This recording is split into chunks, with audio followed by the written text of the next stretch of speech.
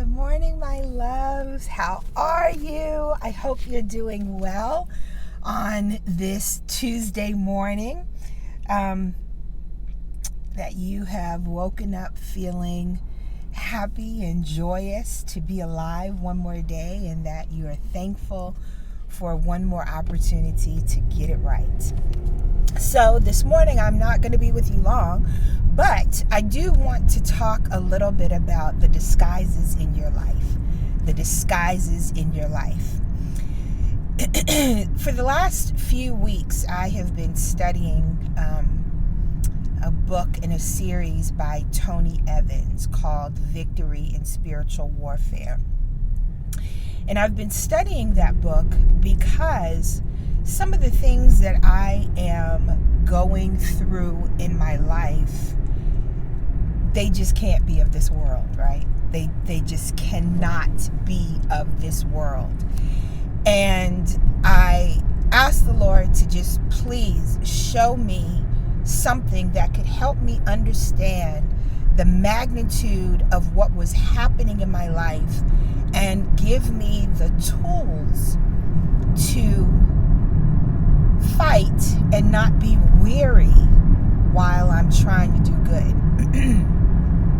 And God is faithful, and so He led me to this book. He led me to this series, and I've been studying it, and I came across something that I want to share with you that I know was helpful for me.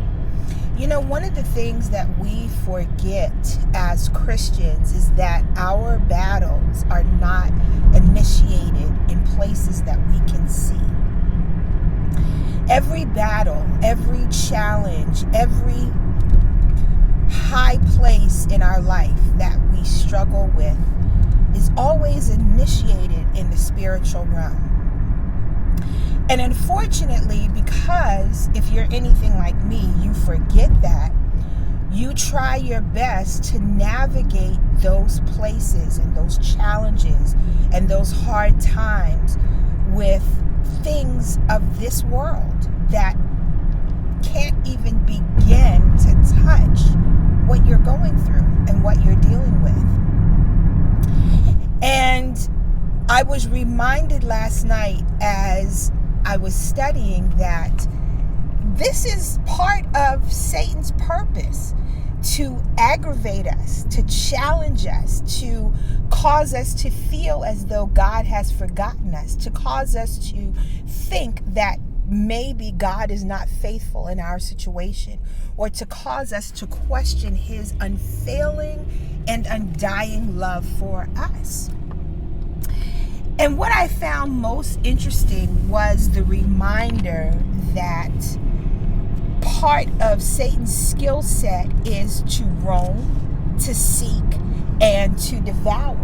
And not only does he roam and seek and devour, but he then is looking for ways to capture you in the net of disbelief, in the net of despair, in the net of defeat, in the net of anything that is opposite or stands to challenge the fact that God is, that God can, God will, and God already has done.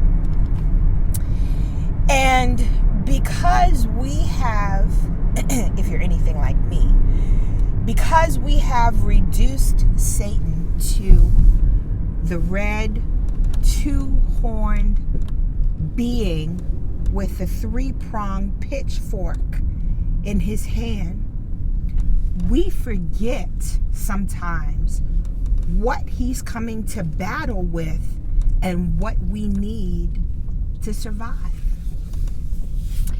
And what's even more interesting than that is the fact that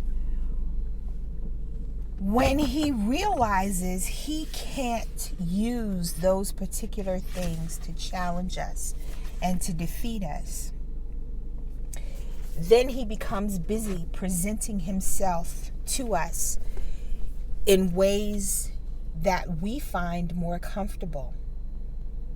A new person in our life, or a great new TV show that takes our attention away from God, or a set of friends that cause us to want to do things that are different from the path that we promised God we would be on.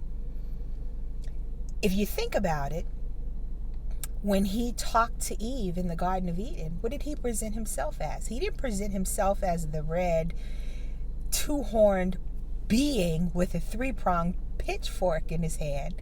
He presented himself to Eve as a beautiful snake with the ability to fly and do all these things through the garden. And so what he realizes, and what we tend to forget, is that if he can capture our attention in things that we know and things that we understand, we'll be so caught up in what he has captured our attention with that we forget we are not fighting in this world.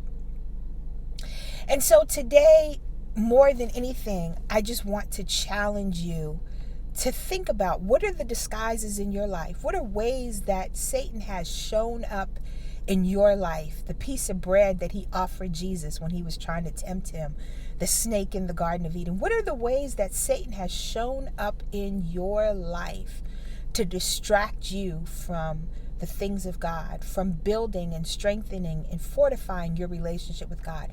What are the ways that Satan has shown up in your life in disguise?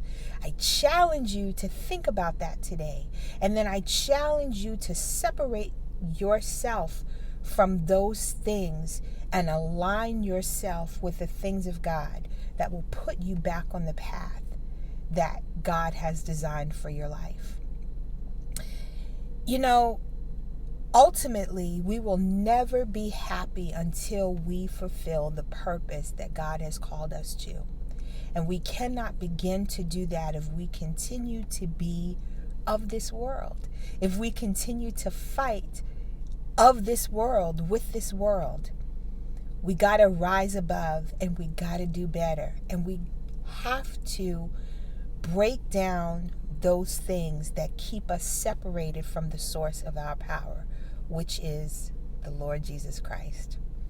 That's all I got for you today.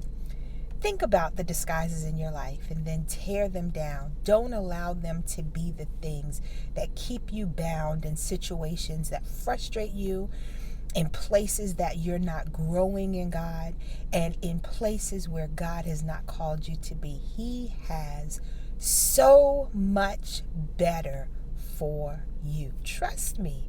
I'm not telling you what I read. I'm telling you what I am living in my life. Be blessed, and I'll see you next time on Shorts for the Believer. Bye-bye.